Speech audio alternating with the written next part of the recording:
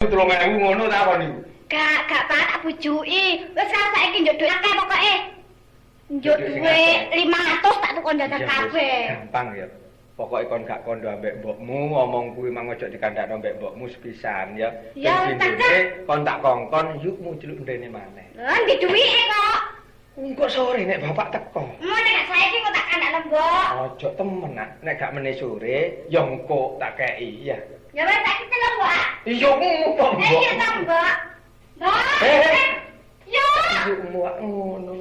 Anjane arek iki tetisane wong gerang mbak ini. Kon niku yo ngono, Pak. Wong digentekno adikne ya gak kondo-kondo. Tuwas aku ngomong tak kabeh-kabehno. Masalah udan ya, Pak, jangan umbah-umbah. Aku kuwatir adikmu blodar-blodar ngono. Ya apa tibake? Tuwas aku ngomong aku boting mbokmu jangan tak pegat sampe ngomong ngono aku. Lah sampean ngono, Pak. Bojone jangan dipegat. Dikandakno mbokne temen lak gegeran aku. Pola-polamu tok ae lho. Ya pola sampean niku dhewe sing garahi. Oke, tutukno mijet ya. Lah Pak, wis opo sih? Mendungi nek tak wis toto lho jangan udan. Oke, pijetan nang mana iki? Apa sih? Wong wis dipijeti wis ditutupno Susilowati barang ngono kok. Isin ta kon. Ya iya sih. Nah, nek isin mijeti ana ngarep kene ya nang kamar kono lho. Iya. Cek endi? Kamar. Ke kamar, icaken bapak, ya. Dekide. Lah ya apa nek pegel mijeti ideken bapak. Ya nek kamar. Pak? Lah kok emak ya sih? Masa aku itek-itek sampean? Ya pantes ae. Isin aku ndek ndukur ya. Oh, ya gak apa-apa ngono ae. Oh, oke. Oh, malah Pak. Ndek kene apa sih? Ke kamar kono. Iya. Saiki ta. Iya. Iya wis. Ayo Pak ngono. Yo, Ndang. Lapo arek mandek. Matung tengah larang lapo. Ndang budalo kate nang ndi? Kate nang ndi ti, he? Kon kate jak nang ndi? Jak nang kamar. Ya Ndang kana budal. Ayo Kang, nang budal mana? Ayo Pak. Engko ae bos e. Lah apa sing kok saiki Pak? Sangkane aku mau gelem terus gelem temenan ngono ta. Anane aku gelem iku mergo anak mbok. Aku ro anak mbok dadi cek ro kelakuan sampean. Ngono aku gak apa. Mbok. Bapakmu kate nang kamar karo yumu. Lah, dipindahani. Oh, waduh, aduh kan dicake barang. Kok dipindhoni ya apa sih ti? Wis ngene iki ngomong. Cok mbidek ae. Oh. Ketoren aku nyonyo. Lan, oh, lola nang ngomong. Kok sik ta? Kon niku lho. Kok gendong adikmu ngomong ambek mencak-mencak ngono niku. Kon adikmu roto keseleo lak kamu dadi gawe kon. Aduh, dicaki maneh masalahku. Enggak adikku, Mbok. Jangan tak kandani, Mbok. Ojo memeti ta. Tingkahmu iki kene adem tak gendongi. Gendong iki lho tak. Lapo sih? Lapo? Ati sampean kerasa? Rasa apa sih? Apa kok? Ati sampean anak tegak. Lapo sih? Kandani rene, Mbok. Nyedokke ya Mbok kupinge, Mbok. Wis krungu, mbok iki gak budek nak. Masih wis tuwek nek tengen mbok mono. Lah ya, bapak iku dengaran sih. Ngongkon aku nyelukno yuk, Mbok. Biasa iku, ngongkon aku tuku rokok kok ngongkon yuk. Atiku gak enak, Mbok. Aduh, dicaki. Ora aku tak ngomong. Ya, Mbok, tak terus ngomong, Mbok ya. Dikon nyeluk yuk. Wis tak celukno. Dadakno besik-besik, Mbok. Dikon mijeti. Tapi aku ndengke ae. Susilowati. Apa? Itu kerujak. Mak, gak kon tuku rujak kok seneng. Terus ning ngomong di. Lah ya, Mbok. Tibakno. Iyo lho nyedhet bapak, Mbok. Ya lumrah sih, Nak. Ayo tak dengke toko doan, dadakno ngrasani sampean kate. Mbokmu lho tangane gede-gede, aku saiki malah gak geduga. Kasat muni ngono barang, Mbok. Enak ae tuku es no. Mak, gak gelem tuku es. Ora lewat tok. Es. Ngriku ora. Gak aku kate mbok mbok lek terus nih. Sampeyan ya lumrah bener bapak men ngomong ngono. Saiki mbok wis tuwek kok, Nak. Terus ya apa? Dadakno, Mbok. Iku mang terus yo tak genteni, Mbok mijeti, Mbok. Marono tak tekek, Mbok. Jariku tak pateni gak iso mati. Tak tekek bolak-balik. Ya gak ngentalno tanganmu sakmono, gulune bapakmu sakwite gedang ngono. Tanpa karo mbok tak genteni. Marono tak gak guyon, Mbok tak itik-itik barang. Ojo ngono ta, Nak. Marono dadan tanganku diambung, Mbok. Ngono nek gak wong nyonyoy lho tangan-tangan diambu lho, gak enak ya, Mbak ya. Lho, mambu trasek. Mari nyambel ke wadang mangi esuk tes kon iki. Ora ngene dari bapak sedep ae jarene. Wis leren. Menengo. Lungguh, Kang. Ayo Kencanawati lungguh pisan. Nah, lungguh mana lho? Wis. Suka-suka. Lungguh sing plek ngono lho, Nak. Gak muring-muring gak mbok gatik di ati ngene-ngene. Wis ae lungguh kabeh. Sidang dimulai. Waduh kon dadi apa kon iku? Nek wis lungguh kabeh kate ngomong sidang dimulai. Susilawati, awakmu ojo pisan-pisan ngomong lek gak tak ngomong Nak ya. Gak ngomong kok. Gak ya. Gak. Rungokno temen lho. Ti, Kencanawati. Apa, Mbak? Awakmu mangkate dijak nang kamar bapakmu. Dikongkon mijeti tak dikongkon mijeti Nak. Jarane kongkone dekidek ngono lho, Mbak. Gak. Mbok iki wis tuwek, Nak. Mbok iki wong ngerti kok, Nak. Karo maneh mbok iki mripate sik awas, kuping ya sik tengen. Ngomong apa ae nang krungu kabeh, Mbok. Saiki tak takoni, Nak ya. Aku gak meksa, gak meden-meden awakmu. Pikirin atimu. Jawabmu kok kudu cokol teko atimu sing bener tanpa tak peksa ya, Nak ya. Kon saumpama dirabi bapakmu, ya apa, Nak? Sampeyan kok muni ngono sih, Mbok? Gendeng ta Mbok aku iki? Aku anak sampean, Mbok. Bapak iku bojo sampean. Nek saumpama aku gelem dirabi bapak, aku duduk menungso, Mbok. Temen ta? Temen, Mbok. Pokoke jodoke awakmu iki gak gelem ya, Nak ya. Iya, gak gelem. Ya gak sih, Mbok, gendeng ta aku gelem iku. Adek nangis nang gelem. Meneng. Kono tak kandhani apa dene gak dijak ngomong, gak usah ngomong. Lali, Mbak, lali. Terusno tak tampek kono lho. Kang Jatimur kok. Krungu aku ping peno. Kencanawati gak gelem. Gak gelem sama rabi.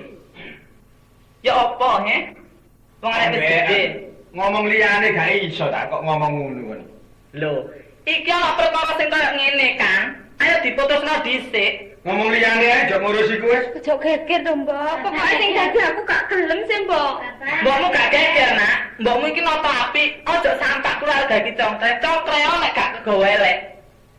Nek aku nak wis tuwek, saumpama nak gadang-gadang lapan apik, nek iso ya gadang lapan apik. Wong cepak mati ae. Nek awakmu lho, Nak. Aja ngaku anakmu. Terus kegawa-gawa nak jenengmu. Geger, Mbok. Nek sampean geger ambek bapak aku nyekrek. Lho. Kencanawati. Ya. Bali Kencanawati. Lho, Ya apa sama ayu aku niku lho. ya balik ah. Tutup apa? Jangan boleh. Ngene iki pola ae. Oh, lan yo ku paling nyengker iki. Tak.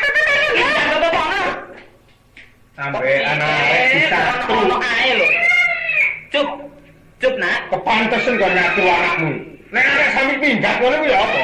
Wis ora pantese anak nek gak bener kelakuane kudune diajar, Kang.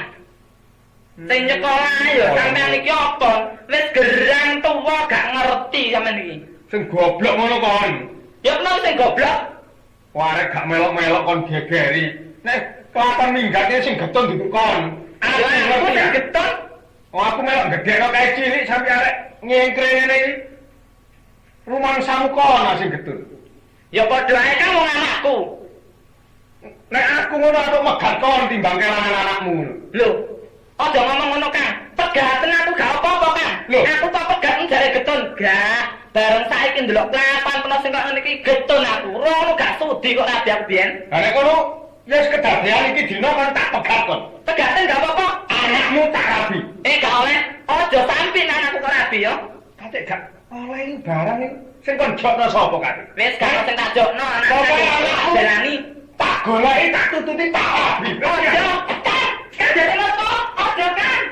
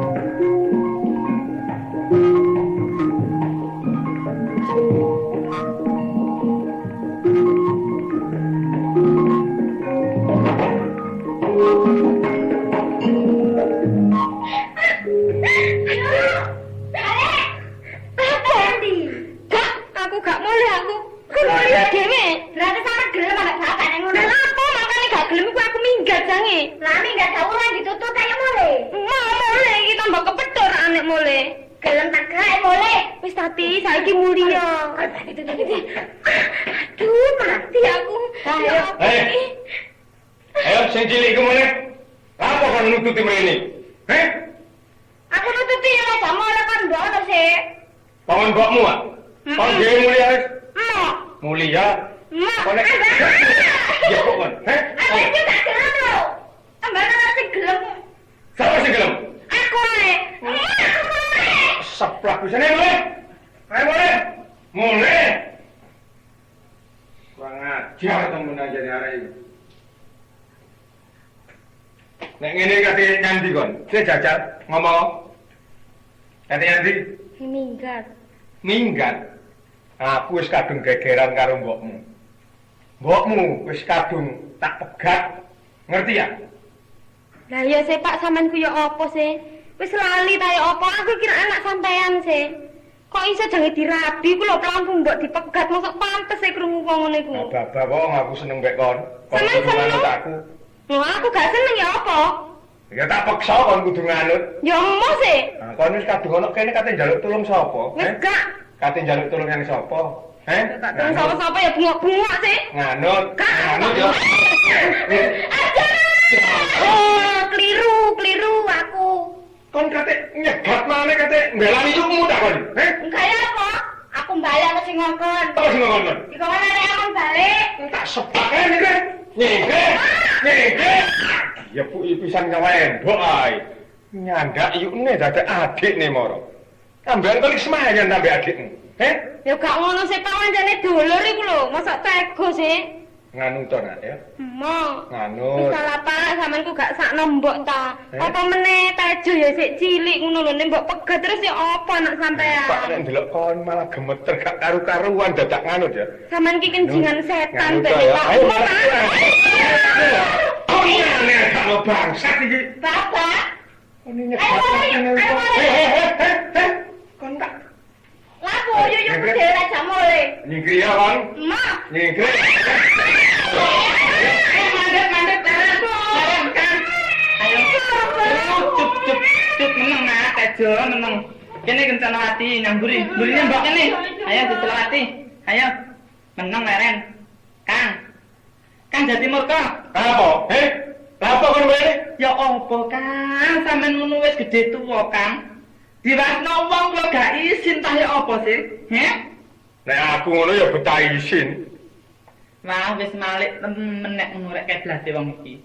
Masian Kang nyawa sing tak gendong ki sapa sih? Anakku iku. Ngerti ya eling. Ya ro lek iku anakku. Mbokne Tejo ki sapa? Awakmu. Lah terus Kencanawati karo Susilawati ki anake sapa? Anakmu dhewe mbuh bapakne gak ro. Eling yo nek iku ya anakku. Tunggal madah karo Tejo ya. Lah ya sik dulur sih Kang. Dulur tapi siji bapak. Saiki tak elingno yo Kang yo. Pompong durung kadung. Ndek napa kan sing kaya ngene iku? Aku gak lilo Kang. Aku gak oleh. Nek peno rabi Kang, rabi wong liya. Lompokno pira? 10 15 aku gak apa-apa. Sopo sing larang aku, Anakmu tetep tak jalu. Ya, dadi kok andek dhisik. Ayo molen, Mbok. Cup, Mak. Aja lho, Kang, temen aja. Aku ki ngeman, Kang. Ngeman karo jeneng Jatimurka sing wis kondang nek Mojokerto iki lho. Aja sampak logor kawibawanmu, Kang. Teko perbuatanmu sing koyo ngono. Aja ya, Kang, ya. Aja atik nyegat lakuku kon. Aja atik nyegat. Aja atik nyegat. Kan Jatimurka. Lina. Dadak sampeyan iki gak nek diadeni. Aku ngono gak kurang-kurang abdi karo bojo lho, Kang. Dadak tak rasa-rasakno suwe-suwe to gak kuat. Gak betah aku ndelok wong lanang sing kelakuane kok kewan. Nek rondoko ning Kang, masih wis tuwek elek ngene iki. Isik duwe kerto aji kan. Emoh aku mbok padakno karo kebo sapi ngene kok mo. Iya Kang nek kewan, mari seneng karo mbokne, seneng karo anake gak apa-apa. Aku menungso. Gak oleh anak lagi sembarangan. Gak oleh anak lagi padakno karo kewan. Ayo molen, Mbok. Kon nek sampe nyegat kekarepku, cilaka kon. Cilaka teman cilaka. Apa? Rondoko ning kene Kang. Gak wedi sembarang kalir pokoke bener. Temen aku ngomong ngene. Lho nglabuhi anak kan. Aja maneh loro. Tumekane pati tak songgo kan nglabuhi anak. Ya iso.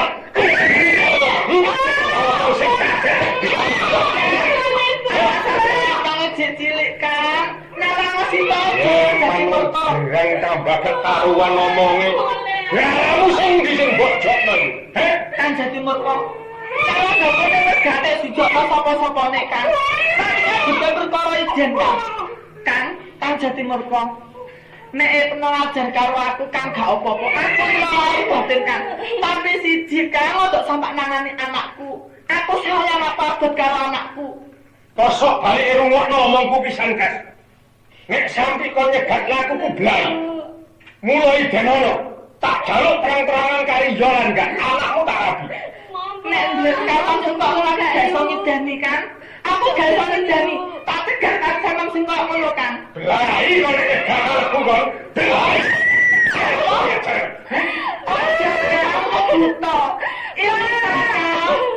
Aku anak sampean sing sedo ae.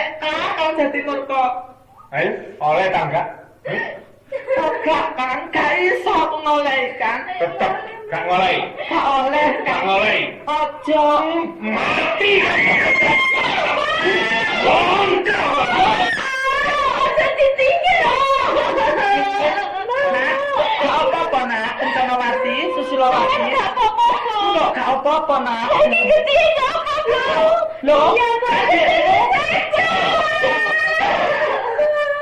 anakku.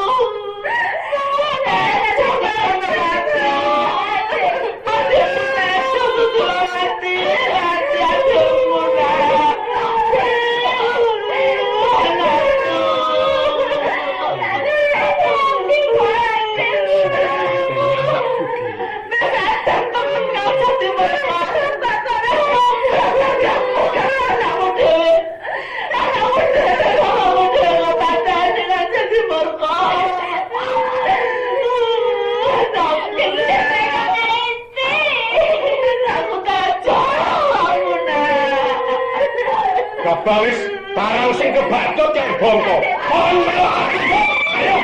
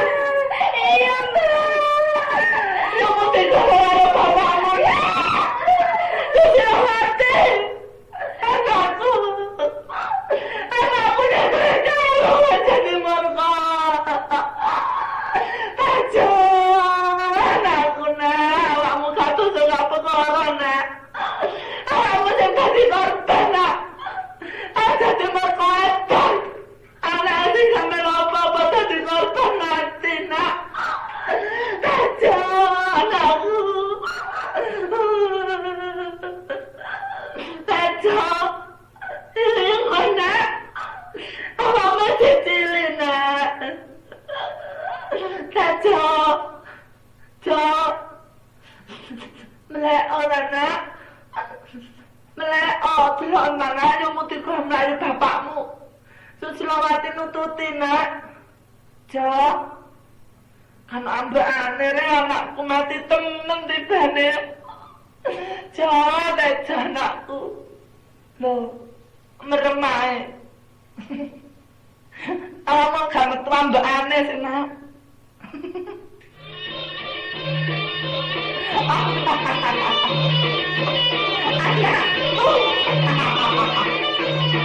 Anakku mati karena ambekane.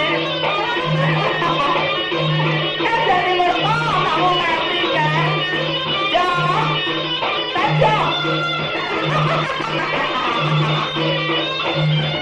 Tak boleh nambah wedhus anak ya. Melek tak boleh nambah wedhus. Goblok anjane awakmu. Karo gelanyumu. Yumu amblas diko bapakmu. Yumu nututi. Kon goblok. Mangro bapakmu muring-muring njupuk kerise mencoto mlayu lah enak. Gane awakmu gak bongkon. Oleh ku ngeramuti ae, tak eman-eman. Dadak kae gedhe titik dipateni bapak ning nganut kae meneng ae. Ruang ngono lah tak telo dhewe. Ayo nak, ya, Jo. Ayo numpak nak. Ayo numpak mulai bapakmu mbek mulai yumu. Ayo, tak tumpakno ya. Ayo. Ayo, Jo. Numpak nak.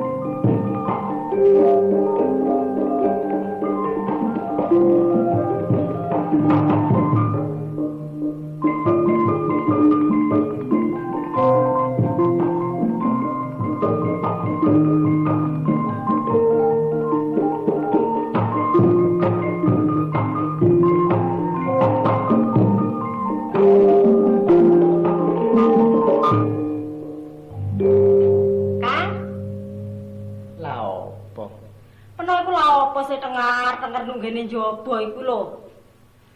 Gak kolumangan aku nek ngene. Lah apa mikir apa gak kolumangan iku biasane gawekno kopi. Gak lereng ngenteni adem. Ngene iki sampe adem gak gelem ngombe. Bangetan temen. Anak situ ayo oleh gak nurut ambek wong tuwek. Gak tau mulai. Arek kok senengane mek nyekel kertu ae. Dadi apa arekku besok? Lah iya sih Kang, peno iku bolak-balik tak kandhani. Anak-anak situk. Tapi Riyatman iku ya apa dikandhani, golek aku ngomong ya memeli. Peno ngomong ya dhek tambah wani. Wis umbar-umbaren. Wong anak kok diumbar. Paribasane diculno ndase digandoli buntute. Lah saiki peno ya kudu mikir. Awak-awak wis tuwek, nek terus-terusan mikir Riyatman ya apa akhire. Gak iso nutup ngomong anak kena, diluk ya dut. Iya, nek tak pikir-pikir ya gak iso matek tuwek aku nek kakean pikir kaya ngene. Tapi lah ya apa maneh, Dik. Kaya aku iki. Lah iya kaya aku ya apa lek gak susah. Engko awan aku tak rewangi buru-buru dadak. Paribasane oleh dhuwit 200 300. Dipangan sing 200 disimpen sing 100. Ngono lek jangkep 1000 wis diodol-odol ambek Riyatman iku. Aja dituruti ae ta. Kate gak dituruti ya apa wong nek gak kek ya ngamuk-ngamuk kaya ngono iku lho Kang, jarang dibantingi. Mosok cowek kari loro iki banting pisan gak jengkel Kang rasakno ngene iki. Teko wis. Ngomong apa ae Pak Beno, Pak? Mak, ngomong apa ae Beno? Ngomong apa maneh sih, Cung? Ya ngomongno kon niku lho. Kok cike kluyuran ae gak mule-mule. Apa gunane sih kon kluyuran iku? Katik takon maneh. Wis seru nek penggawean anak ngono. Lah apa arek dirasani bareng? Penggaweane sak bendina ngono wis jar-jarno ae. Lah ya sih, Cung, kon niku mbok ya mareni penggawean main niku ngono nak, penggawean sing dosa. Lah iya ta? Leren ono, gak ono critane wong sugih teko main. Ngerti ta kon niku? Dosa neraka apa jare besok wis. Man. Mbok yo ngilu wae kaca sing ngombo lele. Omahe bapak iki lho deloken. Gedheke wis korat karit disrondol kere ae keneh. Lah kon duwe dhuwit titik rong titik kok gawe dolen ae le. Mbok omahe gedheke iki tak didandan-dandani ya apa. Katik dandani omah bareng. Nek perlu karangan bare omah iki tak dol pisan. Cek mbambung mak. Lho nek perlu mbambung pisan. Ya aja ngono ta, Nak. Kon iku ilingu ambek wong tuwa. Bolak-balik wong tuwa ngomong, gugun ngono lho. Kurangane apa sih? Apa? Kurangane apa ya, Pak? Apa aku gak nurut barek penuh? Saben aku mulih, Riko tuturi ngene mesti tak turut. Dadak aku sih Riko pahit wae sih. Coba. Nurut. Yalah, Man. Kene ta le lungguh. Wong ngomong kok peti ambek ngadeg. Sing kok weden-wedeni ku lho sapa? Wong aku ya bapakmu dhewe. Lungguh kono nduk lincak kono. Saiki ngene lho, Kang. Wis enake Riyatman iki dirabekno bendang leren penggaweane main iku. Lah, iya le. Kon iku ndang rabi ya. Aku wis tuwek, makmu wis tuwek. Lah nek kon gak ndang rabi, lah nek aku wis matek, sapa le sing kok sambati? Rabi ta kan? Aku sik durung seneng rabi. Mene-mene ae nek ana jodoh teko dhewe aku rabi. Ngene lho, Cung, kon niku oleh wong tua mari rabi ku. Pompong bapak mbek mak jek ana, Nak. Mene-mene kon nek ditinggal mati wong tua, wis gak ana sing ngramuti. Lah niku wong aku wis gedhe. Tanpa peno aku lak iso urip dhewe sih, Pak. Ya wis ngene ae nek gelem rabi ya. Bapak iki nek kok tinggal, rasane ati iki tap-tapan ae. Kono aja lunga-lunga ayo ewang-ewang ana bapak nang sawale ya. Macul-macul ta ya apa. Pancet ae. Macul-macul mbok diburuh napa, Pak? Gunane apa anak siji dimimi? Peno iki pancet ae. Yalah, ya sembuh. Kok nek gak kena diatur wong tuwa. Barekan sih. Wong atase kebonan sailat kae lho kok mborono, ngrasakno wong emak iki nek awane boroh dadak kok mborono. Wis, mak balik bapak pisan. Aku mulih mang ana gawene. Gaene apa? Butuh duit, njaluk duit balik penuh. Butuh duit. Iya, aku dolen kalah terus.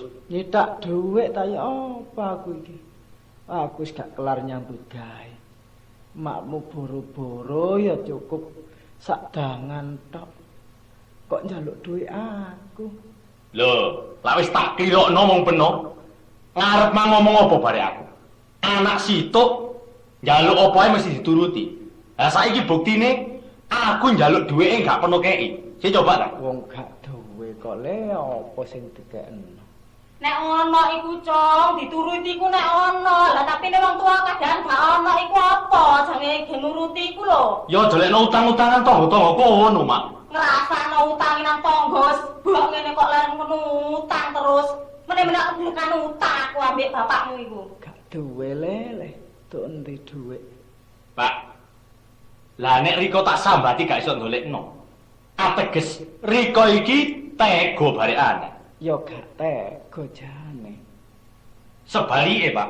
Nek wong tua tega bare anak, anak mesti tega bare wong tua mesisan wis. Mesisan lah apa? Iso dolekno ta, Gak? Gak iso. Iso dolekno ta, Mak? Gak duwe nak, temenan, mak iki dadi simpenan. Nek temen-temen tak sambati gak iso. Mesisan. Sapi kali situk ya tak dol pisan. Loh, Cong. Lho alah. Yang kandang itu yo apa sih? Iki lho. Loh, ditonton. Bali apa? Wes, jan ojo bengak-bengok wis gampang. Temen anak kena iki wis masalah aku. Ya apa rek? Sapi kari situk dicokot-cokot alat. Nek usume gawe kena gawe sisiane sapine tangga didol pisan. Lah mangan apa aku, Dek? Ya lah Kang, yo apa maneh jenenge anak dituri gak kenek. Enak dayo ah. Lho alah, diguna Kang, kene guna kene. Ayo kene lho. Kono-kono lho. Heeh. Lungguh nduk bayang kono. Kok cike sih suwe gak mrene nang ndi ae sing kon iki, Cung? Repot. Kula sih nglakoni meguru enten ngene Yai Sapu Alu niku napa, Pik? Padha wasale Angsal pangestune paman nggih sami waras, Man. kajole.